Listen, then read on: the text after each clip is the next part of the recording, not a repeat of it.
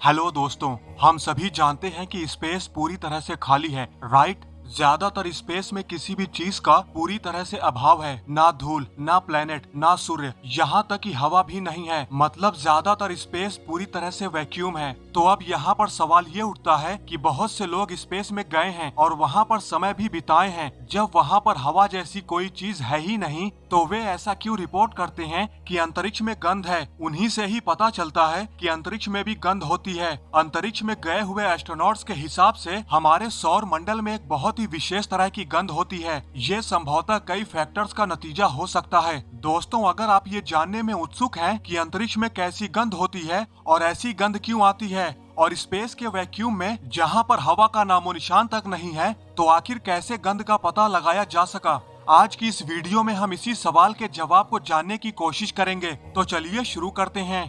तो दोस्तों, इसका एक्सप्लेनेशन आपको सरप्राइज कर देगा, क्योंकि कोई भी अंतरिक्ष यात्री इतना भी मूर्ख तो नहीं है कि वो स्पेस के वैक्यूम में अंतरिक्ष की गंध को सूंघने के लिए अपने हेलमेट को खोलकर हटा दे। दरअसल अंतरिक्ष यात्रियों ने अंतरिक्ष से लौटते वक्त एक गंध के बारे में बताया है। खासकर वो एस्ट्रोनॉट्स जो स्पेस वॉक करके वापस शटल में आते हैं, तो एयर लॉक में वे विभिन्न तरह की गंध होने का रिपोर्ट करते हैं। एस्ट्रोनॉट डॉन पेटिट ने बताया कि उन्होंने अंतरिक्ष में मेटेलिक जैसी गंध का अनुभव किया, जैसे कि मानो कहीं पर लगातार वेल्डिंग की जा रही हो, जिसके धुएं की गंध पूरे अंतरिक्ष में फैल गई हो। डॉन पेटिट ने अपने नासा के कैरियर के दौरान कई बार स्पेस वॉक में भाग लिया, जिससे उन्होंने इस गंध का बार बार अनुभव किया। वहीं अगर बात करें अन्य अंतरिक्ष यात्रियों की, तो स्पेस वॉक करने वाले लगभग सभी एस्ट्रोनॉट्स ने कुछ इसी तरह की गंध का अनुभव किया, लेकिन अलग अलग तरीके से डिस्क्राइब किया, जैसे जलती हुई धातु, बारूद, एक तीखी किसी चीज की जली हुई गंध, यहाँ तक कि जली हुई बादाम की कुकीज। दोस्तों, जैसे वाइन की परख करने वाले को वाइन की बोतल में कुछ अलग अलग गंध आती है, ठीक उसी तरह से अंतरिक्ष यात्रियों को स्पेस की गंध भी भिन्न भिन्न आती है। लेकिन उन सभी अंतरिक्ष यात्रियों में एक बात तो कॉमन होती है,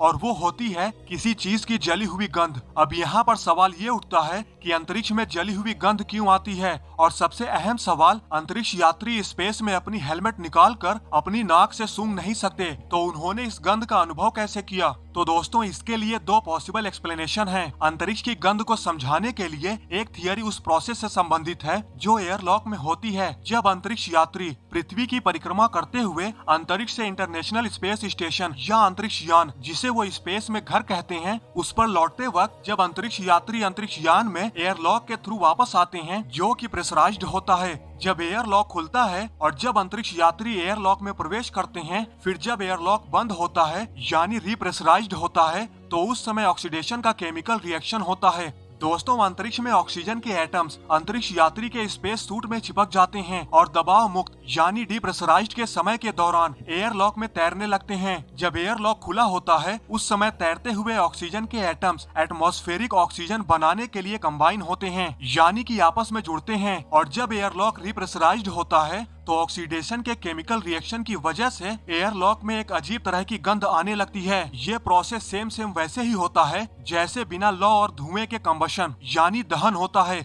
जैसे कि आयरन की गंध, जब आयरन गर्म हो जाता है तो उससे अजीब तरह की गंध निकलने लगती है, लेकिन वहाँ पर कहीं पर भी आग और धुएं का नामो निशान तक नहीं होता। ठीक इसी तरह एयरलॉक में भी होता है। ऑक्सीडेशन के केमिकल रिएक्शन की वजह से बिना आग और धुएं के जलने की गंध आती है, जिसका अनुभव अंतरिक्ष यात्री एयरलॉक में करते हैं स्पेस से वापस लौटते वक्त। दोस्तों, वहीं अगर एयरलॉक के माध्यम से स्पेस से लौटने पर अंतरिक्ष यात्री अंतरिक्ष के गंध की जो एक्सप्लेनेशन कर सकते हैं, उसके बारे में दूसरी हाइपोथेसिस स्टेलर एक्सप्लोजन से संबंधित है, यानी मरने वाले तारे से संबंधित है। दोस्तों, ब्रह्मांड में मरने वाले सितारे अंतरिक्ष की गंध का जवाब दे सकते हैं। हालांकि दोस्तों, हम कुछ शताब्दियों से ही केवल रात के आसमान को स्टडी कर रहे हैं, लेकिन जहां तक हम जानकारी जुटा पाए हैं, उस हिसाब से हमारा ब्रह्मांड लगभग 13.8 बिलियन साल पुराना है और हमारे सौर मंडल को लगभग 4.5 बिलियन साल पुराना होने का अनुमान है। इसका मतलब ये है कि हमारे सौर मंडल के बनने से भी अरबों साल पहले से ब्रह्मांड में तारे पैदा हो रहे थे और मर रहे थे।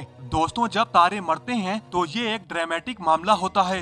अलग अलग तरह के तारे अलग अलग तरीके से मरते हैं। हमारे सूर्य जैसे सितारे साइज में बड़े होकर पहले तो रेड जायंट में बदलते हैं, फिर अंत में बुझकर व्हाइट ड्वार्फ में बदल जाते हैं। वहीं हमारे सूर्य से कहीं ज्यादा बड़े सितारे एक धमाके के साथ फट जाते हैं, जिसे हम सुपरनोवा के नाम से जानते हैं। हालांकि छोटे बड़े सितारे चाहे जैसे भी मरते हों, इनमें एक बात तो कॉमन होती है, जब ये मरते हैं तो उस प्रोसेस के दौरान ये मरते हुए तारे PAH यानी पॉलीसाइक्लिक एरोमेटिक हाइड्रोकार्बन नामक एक कंपाउंड बनाते हैं, जो स्पेस में अजीब तरह की गंध को बिखेर देते हैं। ये पॉलीसाइक्लिक एरोमेटिक हाइड्रोकार्बन कंपाउंड पृथ्वी समेत पूरे सौर मंडल में मौजूद हैं। वे कुछ खास पदार्थों जैसे कोयले और तेल सहित अन्य सामग्रियों में पाए जा सकते हैं। ये तब भी होते हैं जब कोयला, तंबाकू, लकड़ी, मांस और अन्य पदार्थ जलाए जाते हैं। हालांकि कुछ वैज्ञानिकों का तो ये भी मानना है कि सिर्फ मरते हुए सितारे ही नहीं, बल्कि अपने ईंधन को जलाते हुए सितारे भी पॉलीसाइक्लिक एरोमेटिक हाइड्रोकार्बन प्रोड्यूस करते हैं, क्योंकि कहीं न कहीं वो भी तो अपने ईंधन को जलाकर अपने आप को खत्म कर रहे होते हैं। और इसलिए संभवतः स्पेस में यानी हमारे सौर मंडल में स्पष्ट रूप से जले हुए और चारकोल की गंध होने की एक वजह